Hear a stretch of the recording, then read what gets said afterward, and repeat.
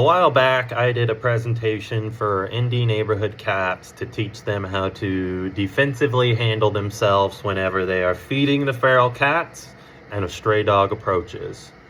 I thought this would be a good presentation to post on my YouTube, just because in Indy we're having a lot of scenarios where loose dogs are attacking people. So I wanted to put this out free just so people can use this if they ever encounter a stray dog that is acting aggressively towards them.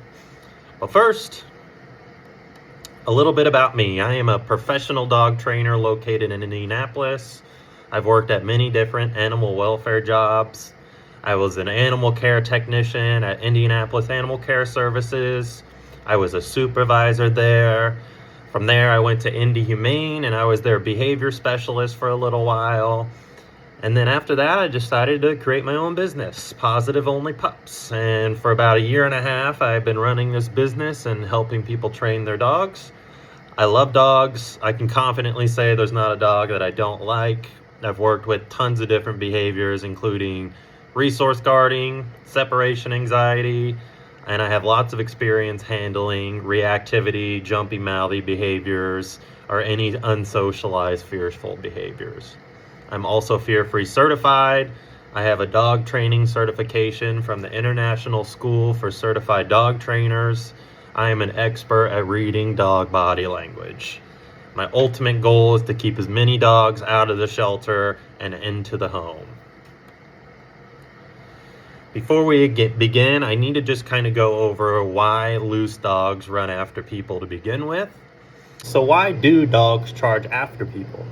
Well, there's lots of different reasons, but the biggest reason is if a dog had still been in the wild and a strange animal had wandered into what he believes to be his personal territory, it would signify a major problem for that dog. That unwanted threat could attack him and take what's his. He can't allow that to happen and would be forced to chase the threat away for his own self-protection. The same goes for unwanted people in their territory. It usually stems from fear. If a dog is charging at you, it's because they are fearful and they see you as a threat. All dogs have their own different personalities. While one dog might have outgoing characteristics as enjoying and mixing with others that are unknown, strangers, dogs that are familiar with them, some dogs can be downright antisocial and don't have much experience interacting with people. Some dogs just don't like stranger or anyone who is not inside their immediate circle. For them, that's one easy solution to rid themselves of the intrusion to their privacy, and that's to chase it off. It is natural for dogs to chase things. It's biologically ingrained in them for their own survival. They chase prey to fulfill a need for food, and they will chase things that they view as a threat to get rid of that danger. The dogs that you will encounter may appear scary or threatening, but they are most likely in an unfortunate situation and feel this is the only way they know how to behave to feel safe. All dogs deserve to have a home with owners who will protect them. The dogs you will encounter in the field most likely do not have this and are doing their best to survive in the world. The humans made it very unnatural for them to live in, so please just be a little empathetic when you see a loose dog approaching you. It's your best to keep them safe while avoiding conflict with them. My goal is to teach you guys ways to stay safe in the field while also not hurting the dogs as well. It's not their fault they're chasing you, so let's just try to get to safety and avoid doing any damage to the dog that's coming after you. Okay, when it comes to dealing with the stray dog, you want to handle it like driving. Just like driving, you want to be proactive rather than reactive. When you guys are in the field, you need to be prepared for the worst, so set yourself up for success. You'd rather have the tools and not need them than to not have the tools and then need them later. First and foremost, whenever you are outside, walking with your family or walking your dog, always be aware of your surroundings. Check on who is around you, check to see if there's any other dogs around, and whenever you are out on a walk, come up with an escape plan. If you happen to see a dog in a backyard that is not very secure, look around and see where you can go if that dog jumps out of their yard and starts charging you. Just always be prepared. Is what I call it, is just have your head on a swivel when you're outside with the dogs. Now, if the loose dog's approaching you, what should you do? Run? Should you fight? Should you play dead? We want to avoid the attack at all costs.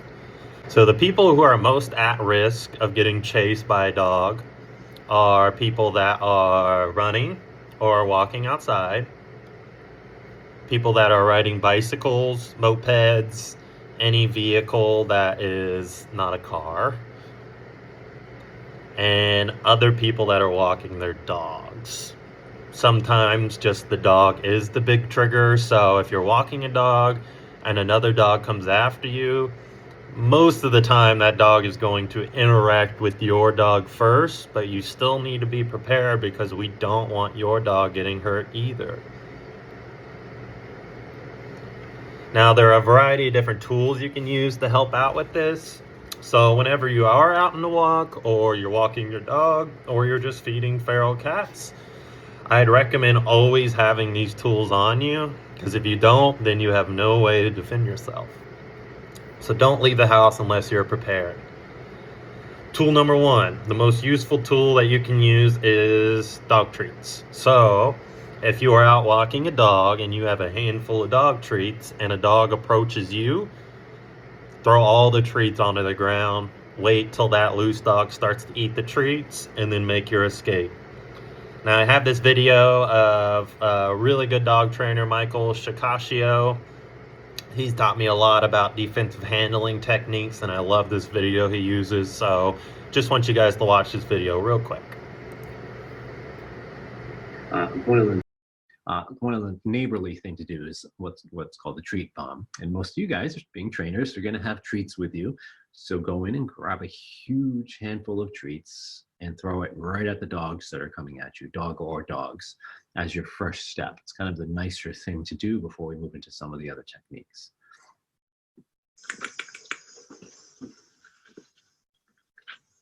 Dogs are approaching, throws a handful of treats down, and then he calmly and swiftly gets out of there. Good job. Now, next tool. This is a very inexpensive tool, but you just get yourself an empty bottle and fill it up with either rocks or coins. When that dog approaches, you shake it loudly. The only downside to this one is if you are walking a dog and you shake this, it's going to scare your dog too. So this is more of a tool that I like to use if I'm not walking another dog and I'm just alone, but I'd recommend not using this if you are walking your dog. So for tool number 3, we have an umbrella. You can buy a pretty small umbrella and just put it in your treat pouch, or just clip a carabiner onto it and put it to your belt loop. But it's a great tool to use to scare dogs away, and you can also use the umbrella as a barrier between you and the dog. In this video, it's a great example of how they use the umbrella.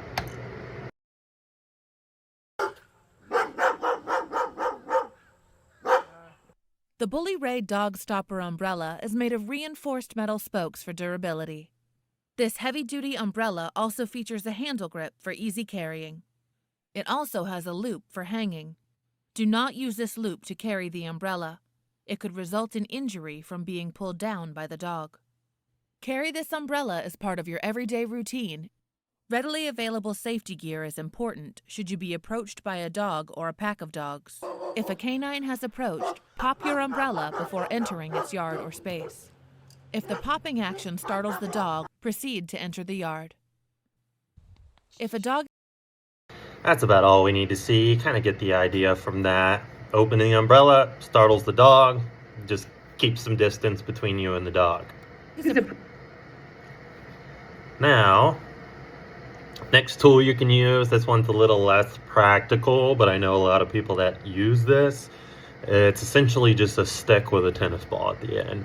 You can buy them from this company called Bully Ray, but If you want to save some money, it'd be pretty simple to make yourself. You can also make it a little smaller so it's not as bulky when you carry it around, but this is also another tool that you can use whether you are walking your dog or you're just out alone. But we'll watch this video to show how they use it.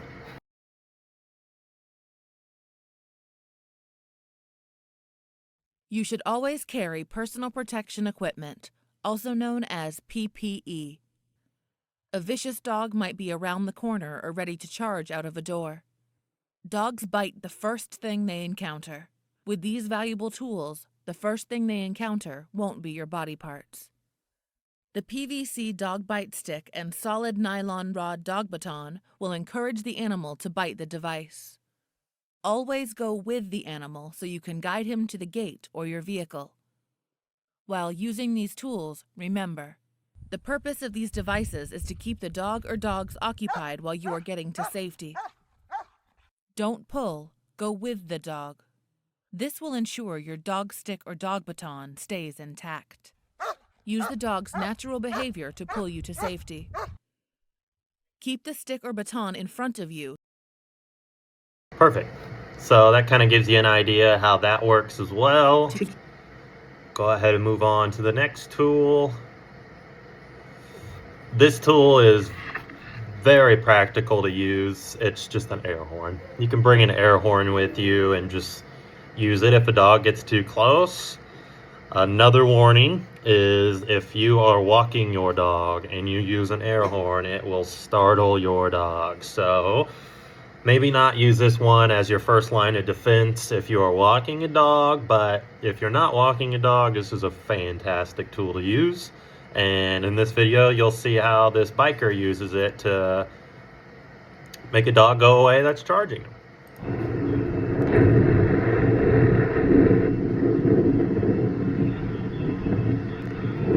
Now look to your right. There's the doggy. Air horn. Doggy goes away.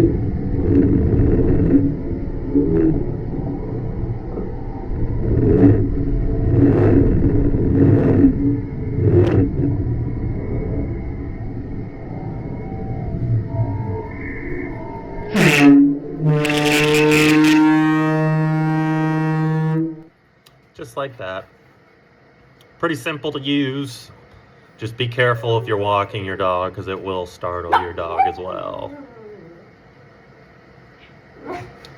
Next tool that I like to use is a pet corrector. It's just a tiny can of compressed air and it's pretty easy to carry around with you. This is a tool that you can bring with you even when you're walking your dog. Just be aware it does make a noise, so it might startle your dog, but it's not nearly as startling as like an air horn would be.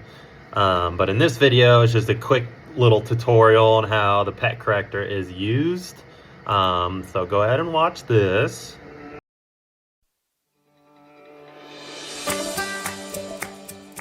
If you're a little dog owner, that's when you have the insurance policy of the pet corrector.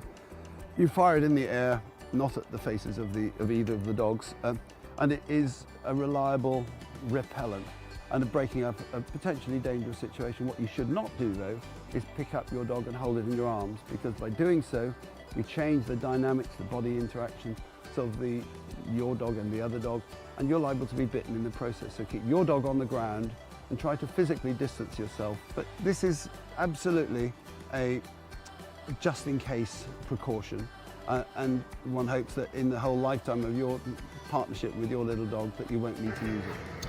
It's a quick little video. It's pretty self-explanatory. Just right in the air, it'll make some noise. It deters the dog away. Tool number 7, this is a tool that I would recommend dog walkers or anybody carry around with them, but it's called citronella spray. Now, citronella spray is different from pepper spray. It has a different use entirely. The goal of citronella spray is to not harm anybody in the process. That's why I like it much more than pepper spray. If you spray pepper spray at a dog, it's going to hurt like crazy. And if they're a stray dog, they're not going to be able to seek any medical attention. So they will be stuck like that inevitably until they're captured by animal control. So I would really avoid using pepper spray and use something like citronella spray instead. Citronella spray is not meant to be sprayed at the dog. It's meant to spray right in front of the dog. It's a really strong smelling spray that you'll put right in front of the dog. Once they reach it, they'll get that scent and it'll deter them from approaching. Lots of like USPS drivers will use it to just warn off any animal. This video that you'll watch, you'll see how they use it with some different animals, but this is a really useful tool for when you're trying to get a stray dog to not approach you.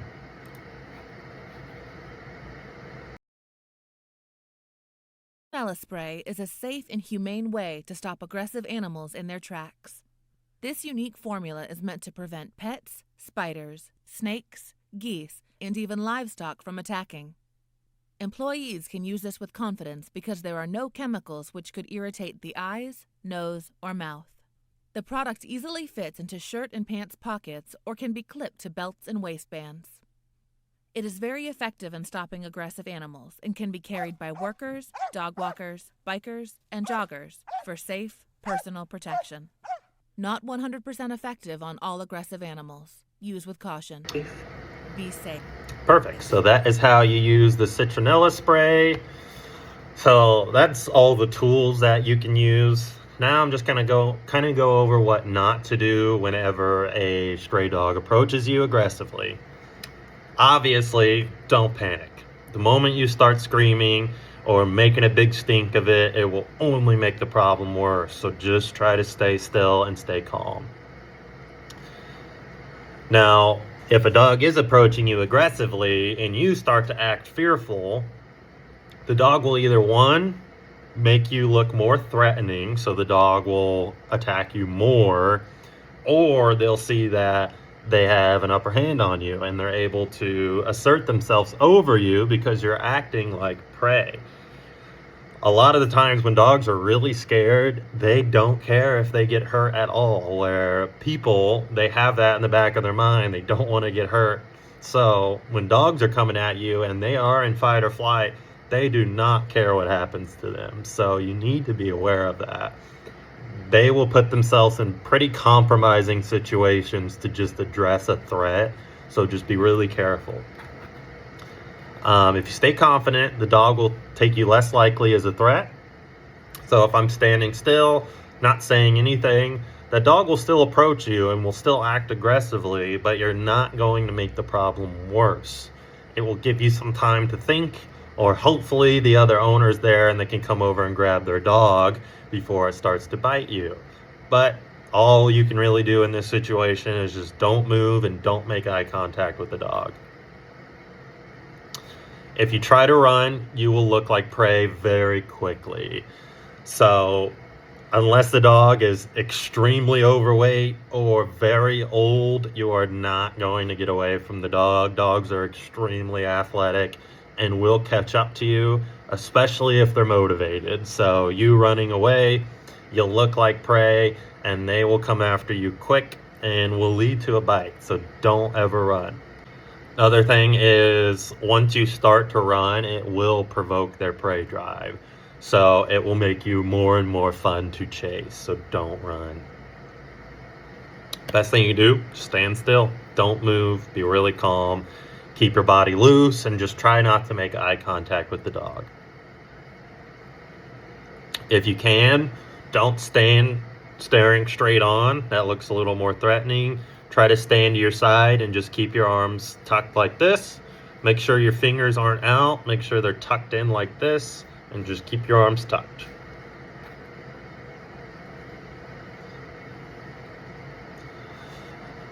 Big thing is, don't make eye contact.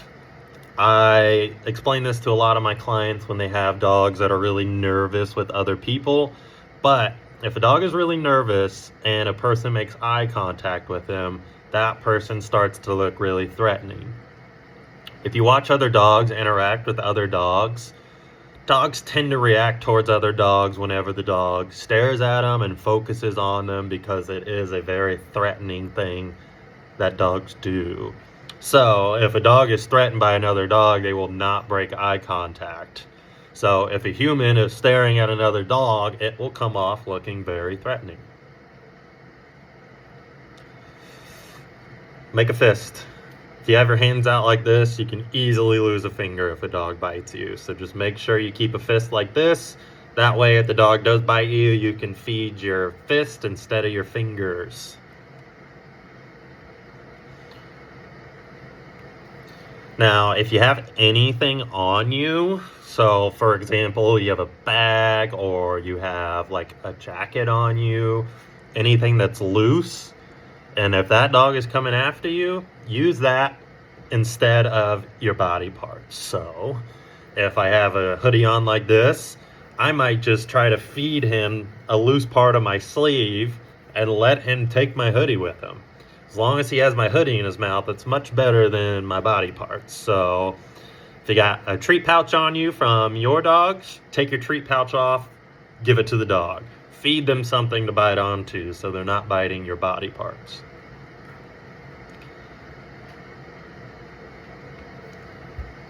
Now, if the dog is really close and you can't do anything about it, and standing still is not working and the dog is acting more and more aggressively, you still need to stand still and don't move, but in a firm voice, you can just tell them to back off.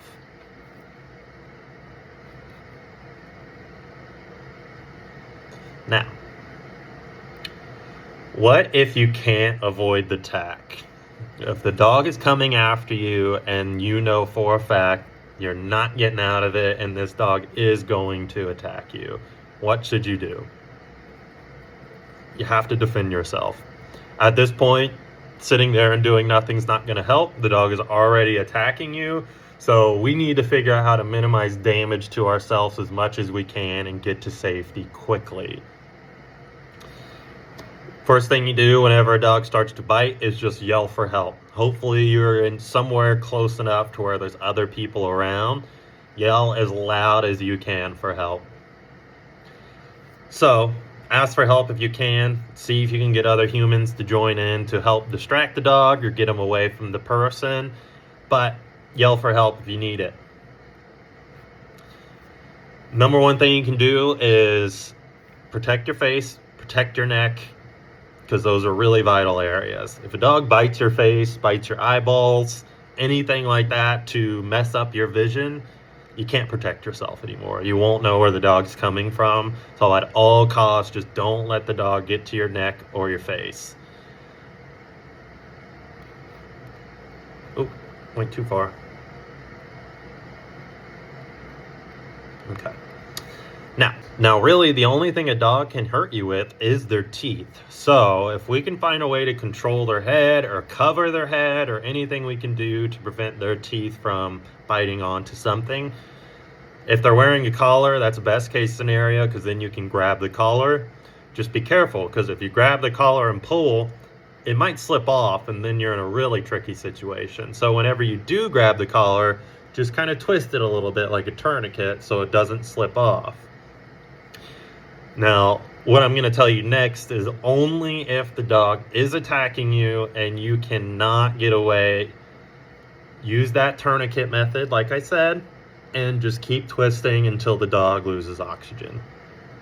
That will give you a second or two for the dog to let go, and you can readjust and potentially get to safety before the dog wakes back up.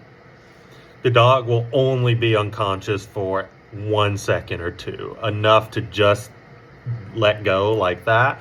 But that's only when you're in a life or death situation. Do not do that to a dog that is not biting you. It is really inhumane and it is abuse. So do not do that unless you are in a life or death situation.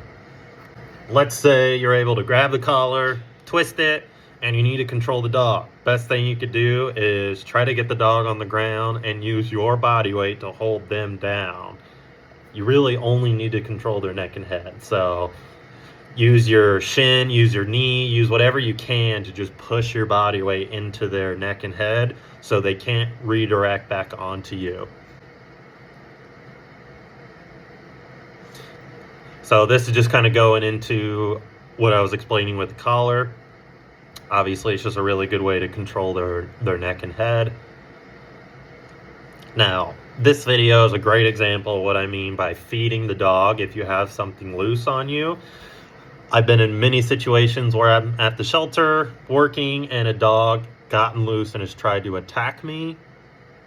In this situation, most of the time when you're working at a shelter or you're walking your dog, you're going to have a treat pouch on you. That's the best thing to use because you can unclip it quickly and dangle it in front of that dog. And if they bite onto that, at least their teeth is focused on the bag and not your body. So watch this video so you can see how they do it. Okay, Kovu. 11 months old. Okay, let's go ahead. Let's get it going. And there goes Kovu. And here comes the mail carrier blocking his route. Oh, there's the dog. Woo! So what's he doing right there? He's just using the bag to prevent the dog from biting him. The dog, as long as he keeps engaged in tug, then Great example how to do that.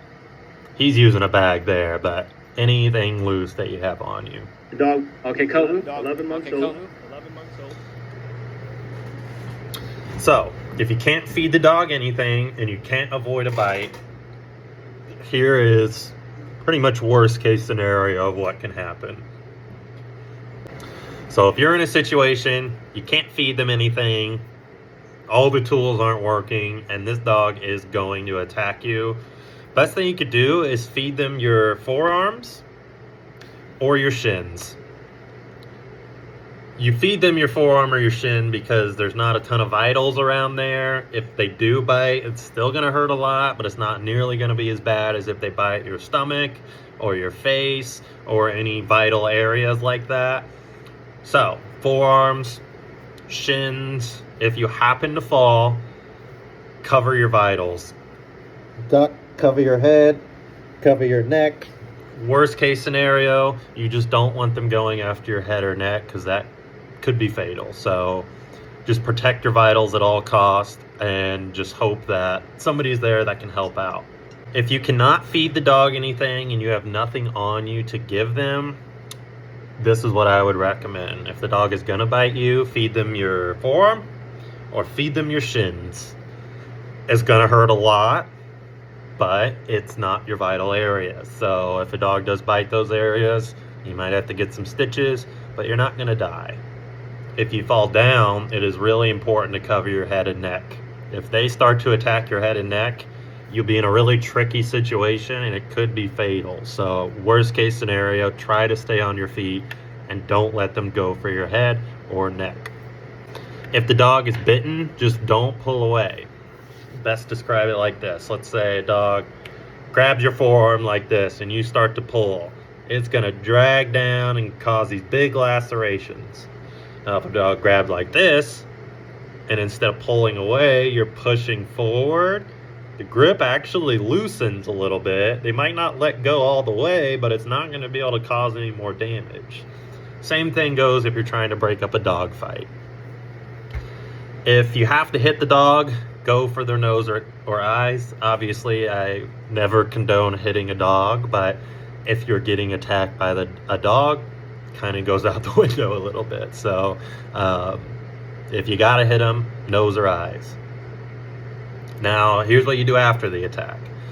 You're gonna be pretty shooken up, your adrenaline's gonna be going crazy, and depending on how bad the injury is, there's a few different steps you have to take. First things first, get to safety, go wash the wound. Use a mild soap, run cold tap water over it for about 5 to 10 minutes, and just clean it out really good. You can slow the bleeding with a clean cloth, so just hold the cloth over the bleeding and apply firm pressure. You can wrap the wound in a sterile bandage and keep the wound bandaged until you can see somebody in person. So like a doctor, emergency room, just depending on how bad it is, you might need to go to the emergency room. So just keep it covered until you get there. If you're bitten by a dog, even if it's just like a really tiny wound and you just don't think you need stitches, go to the doctor. If that's a stray dog and they've been eating garbage and aren't vaccinated and they sink their teeth into your body, it is very prone to infection. So you just got to watch out for that. Go to the doctor so they can at least get you some antibiotics so you don't have to worry about an infection. Now, it is a really good idea to report the dog. Obviously, we don't want dogs to end up in the shelter. We don't want dogs being euthanized.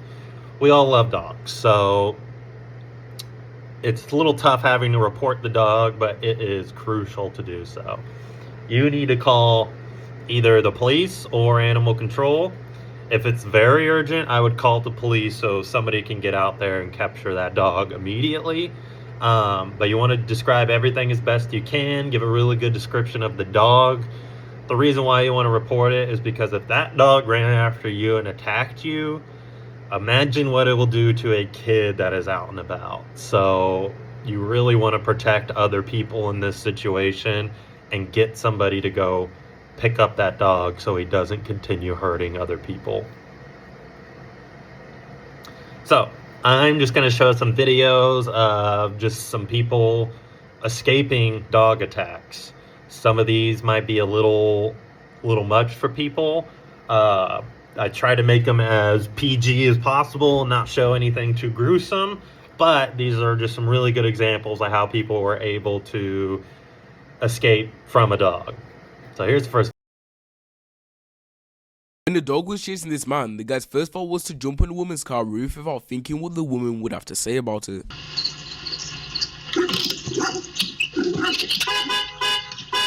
If it wasn't for the woman blowing the horn, I don't think the dog would have ran away. Here is what the woman had to say about this. You good? I saw that motherfucker this morning. Really funny video, but great example. That guy was quick enough to at least get to safety, but if he was not able to jump on that car, that dog would have chased him down and bit him. So that is a big example of why you don't run. This guy was lucky and was able to quit running and jump on top of something. Luckily, the lady was in the car, so she was able to use her horn, but that was an example of how he was able to escape, but it could have easily went south if that car wasn't there. So here's another video example. This is an example of a guy walking around in the street. There were stray dogs, but they weren't really coming after him, and I just want you to watch what he does. And after he does this, look at the dog's reaction.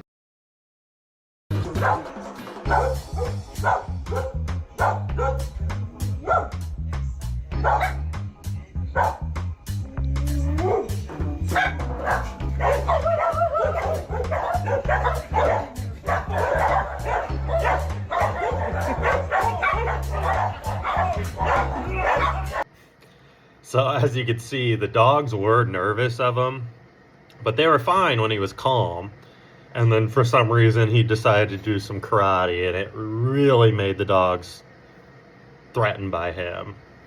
Luckily, he didn't get bit, but that could have easily turned south, and he could have had multiple dogs attacking him at once. So good example of why not to freak out, why not to flail your arms, and why you need to stay still. So this video example is a little more intense than the other two. This dog is trying to attack this person. You'll notice in the video the dog was wearing a muzzle. The dog was on leash. The dog managed to escape the muzzle and the leash and was going after people, and the owner had zero control over him. So this is a perfect example of how this owner attempted to use management so she could still give her dog some exercise, but because she put on the tools incorrectly, it turned to be a super dangerous situation. So watch what this guy does to get out of this. This is a surveillance video sent to me by a friend of mine. He asked me to post this on my YouTube channel to show people, especially runners, why they should be really cautious when running past somebody and their dog.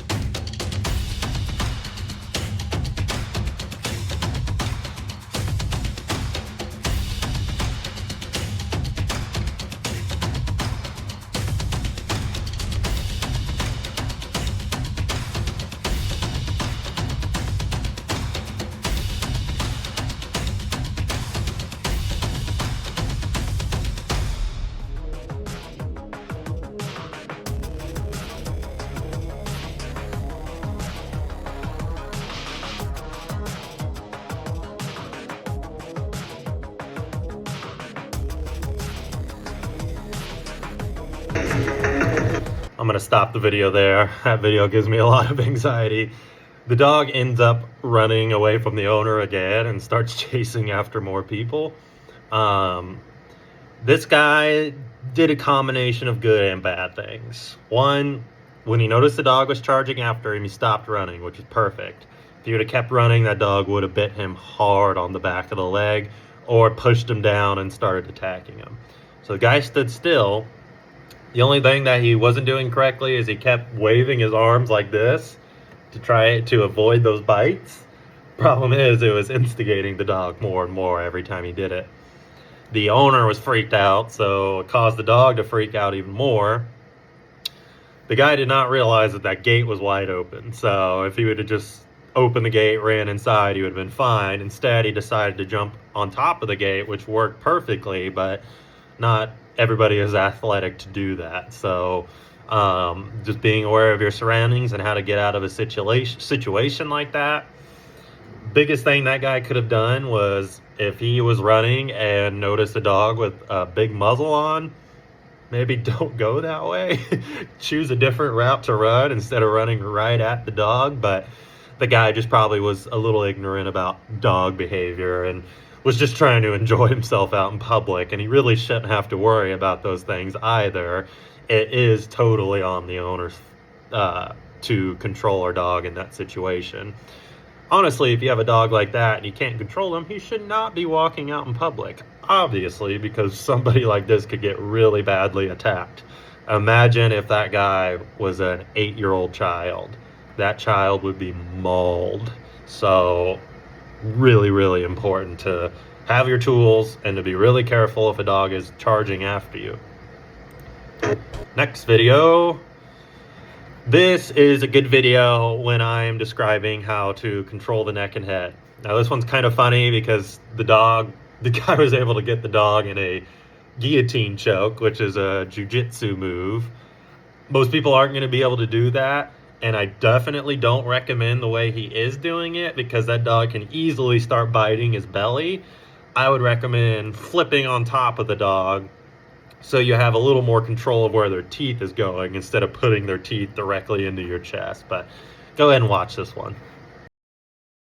So this guy's just minding his own business when out of nowhere, this massive dog jumps up and attacks him. He drops into the perfect guillotine choke. Look at the sprawling technique. Because of the head control and because of the low hips, the dog simply can't bite him. And because of the tag-along principle, he's able to maintain the dog's head control even as the dog retracts trying to pull his head out for follow-up bites. If anybody knows this guy, please help me connect so I can give him the 32 principles of jiu-jitsu for free. Now I want you to watch, right where I'm circling. You see that dog's head right there. I don't think this dog is as aggressive as other dogs. This dog seemed to quit as soon as the guy got a hold of him, but I'm telling you, most dogs will not stop. His head is right next to this guy's upper legs, groin, and stomach, which are very sensitive areas. So don't jump on top of a dog like this. If you're going to do that, get to the back part of them so you can pin their whole body down and their teeth isn't pressed up against your body.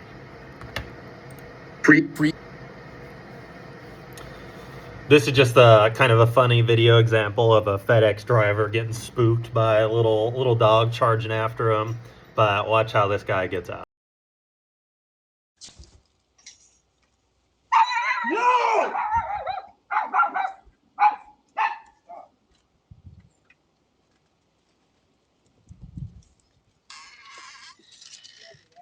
So, Miles. So I don't think that dog was gonna attack him. I think they both just got startled by each other. But notice the guy screamed, which he probably shouldn't have, but it did scare the dog away. But the guy quit moving once the dog started approaching him. Once the dog started running away, then he just got out of there and it wasn't an issue. So that is everything. Thanks everybody for watching my little webinar on defensive handling techniques. And if you are interested in dog training or have any questions about dog behavior in general, you can visit my website at www.positiveonlypups.com, or you can send me an email at coryhardwick@positiveonlypups.com. But thanks everybody for watching my presentation, and I hope you liked it.